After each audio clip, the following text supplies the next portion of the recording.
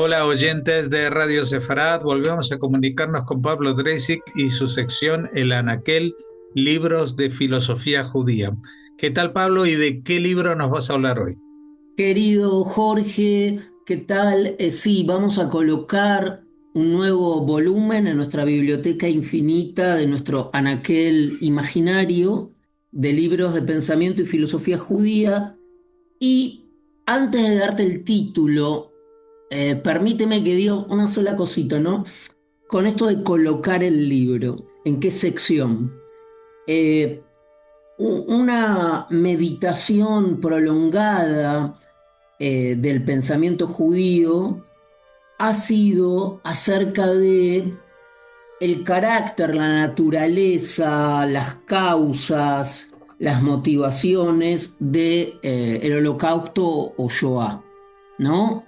De la matanza perpetrada contra la población judía en Europa en el siglo XX.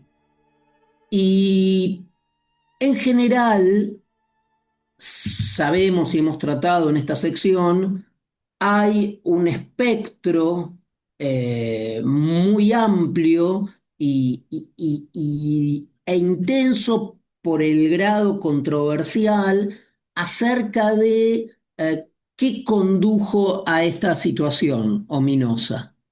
En general, hubo interpretaciones que conviven, por ejemplo, por dar un ejemplo, el funcionalismo, con algunos autores como Mommsen y otros, que planteaban que a la Shoah se arriba no por un plan criminal planeado con antelación y llevado a cabo luego, sino que hubo durante la guerra, sobre todo, una dinámica de los hechos que condujo de que la resolución del tema judío pase de el desplazamiento y la deportación al exterminio.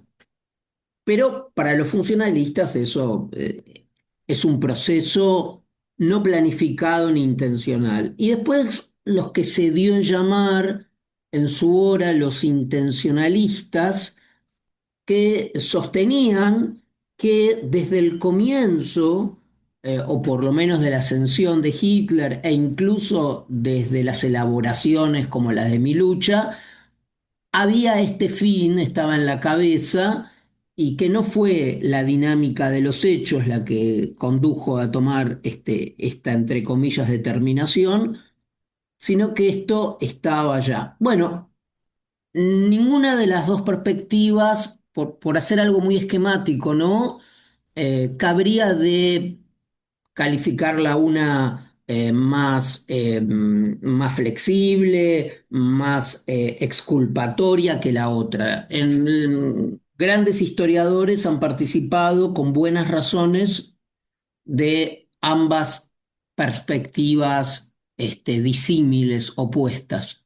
Luego, como tú sabes bien, Jorge, hay quienes hicieron hincapié en una causalidad económica, hay quienes eligen la vía del antisemitismo, de estudiar el antisemitismo, hay quienes eligen dar la variable de lo que produjo la revolución bolchevique y la reacción, el miedo en Europa a la revolución bolchevique. Bueno, tenemos una amplia gama de interpretaciones. Lo cierto es que en este panorama, y muy curiosamente, digamos, muy curiosamente y quizás no curiosamente, lo que, lo que quedaba a un lado es el mapa de la situación de los judíos en Europa del Este, sobre todo en el antiguo Imperio Ruso y algunas zonas de eslavas o de Centroeuropa, la vida y la persecución de los judíos en esa zona antes de la Shoah y antes de la Segunda Guerra Mundial. Pues bien, el libro que vamos a colocar hoy en nuestra biblioteca imaginaria precisamente es quizás el primer texto que de una manera acabada, sistemática, documentada, pone luz eh, en el este, en la Europa del Este, mostrando la cantidad y la intensidad de la serie, porque es una serie de pogromos perpetrados, o sea, de matanzas colectivas espontáneas y no espontáneas de población judía en Europa del Este. Ahora nos vamos a referir un poquito más. Una zona espacio-temporal, porque espacialmente dijimos, ¿no? Generalmente, sobre todo en la zona de lo que era Ucrania, ¿no? Entre Ucrania, el Imperio Austrohúngaro, sobre todo la Ucrania occidental, digamos, ¿no?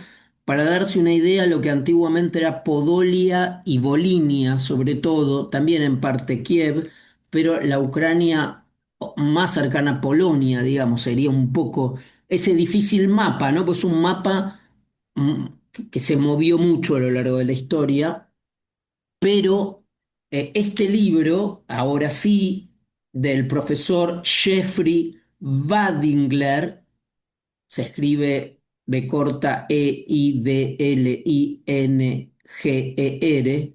Wadlinger, Jeffrey. El libro está en español, fue traducido al español, se llama En el corazón de la Europa civilizada, los pogromos de 1918 a 1921 y el comienzo del Holocausto.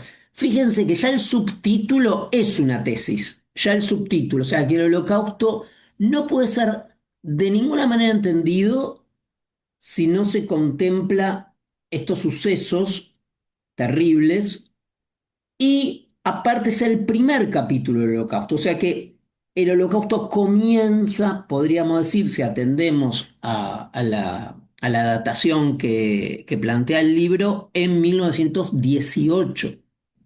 Eh, Cuando uno ve las cifras y la violencia, se da cuenta o advierte de que eh, no tenía idea de la dimensión. Fíjense, o fíjate, Jorge, que eh, son en un periodo, ¿no? Los tres primeros meses de 1919 son 167 pogromos documentados, documentados, 167. Pero en abril de 1919, durante el establecimiento durante la caída, perdón, de la República Popular de Ucrania por el ejército bolchevique, eh, la contabilidad asciende a 300.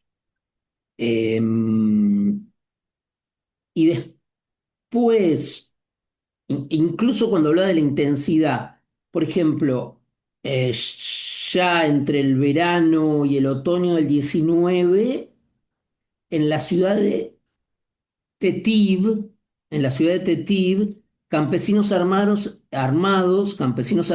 encerraron a los judíos de la localidad en una sinagoga y la quemaron. ¿No? Esto a uno le hace recordar el famoso caso de Jedwabne, ¿no? En Polonia, ya muchísimo después. Entonces, el libro es un libro para mí muy necesario, porque si bien hay una copiosa bibliografía sobre el Holocausto, con textos importantísimos, hasta ahora teníamos sí textos sobre pogromos, el de Odessa, en fin, pero no un trabajo interpretativo sistemático como este del profesor Jeffrey Weidlinger, que es, digo, profesor en Michigan, en la Universidad de Michigan, y el texto, siempre hacemos, por lo menos aquí, un tributo a los olvidados traductores, al trabajo de los traductores. La traducción es de Ana Pardo y la edición es de Galaxia Gutenberg, de Barcelona. Eh, Ana Pardo García entonces es la traductora. Otra cosa que impresiona del libro, el libro es un libro muy impresionante y muy bien documentado y muy bien narrado, pero una cosa impresionante es cuando hay todas estas discusiones del holocausto, si se sabía, si no se sabía, si había tal telegrama que había llevado un periodista que había enviado, todas estas historias que nunca se sabe bien en qué medida los aliados estaban este, enterados de los campos de concentración, si hubo oportunidad de bombardear, bueno, en fin, toda esa discusión, pero cuando uno lee en este libro, no solo lee, sino que ahí está la foto del periódico Literary Digest, eh, del año 1919, titula ¿Será la matanza de judíos el próximo horror europeo? Ese es el título de Literary Digest, el periódico eh, norteamericano que publicaba esto, ¿no? En el 19 se preguntaba a partir de los pogromos, porque hay que decir que se forman asociaciones de protección, pero el, no hay duda de que ya esto se estaba implementando y en los pogromos. No es la muerte industrial, por supuesto, que distinguió a los nazis. Luego, por ejemplo, en el New York Times, en relación a los pogromos en Ucrania, el 8 de septiembre de 1919, el diario tan importante publicaba una noticia que era judíos ucranianos eh, demandan parar pogroms. Y hay subtítulo: una comisión visita Europa y prepara un memorándum para el presidente Wilson. De modo que lo que ilumina este texto son varias cosas, pero por lo menos elijo dos. Una es que todas las discusiones teóricas en torno a la naturaleza, carácter, motivaciones y causas del holocausto tienen que contemplar esta, entre comillas, variable.